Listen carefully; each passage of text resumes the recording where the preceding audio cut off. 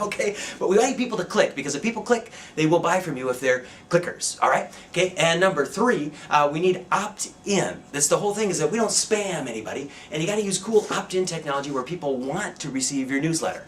We've got do not call lists and do not email lists. So the people that we want to market to, there's a whole bunch of people that want to hear from you on a regular basis. And so what you want to do is you put them on your list, they opt in, and then number 4 is they need to be able to unsubscribe easily. So whatever you're mailing, it needs to be just a reply with an unsubscribe, or click a button to unsubscribe, and you got all of them. So again, as a reminder, email marketing: 1, do it monthly or consistently. Number 2, have good content. Number 3, let them opt in. And number 4, make sure that they can unsubscribe easily. All right, if you've got any questions for me, ladies and gentlemen, my name is Chris Prescott, 952-944-1728. And just so you know, this has been Questions for Chris. Da da da da da da da da da da da da da da.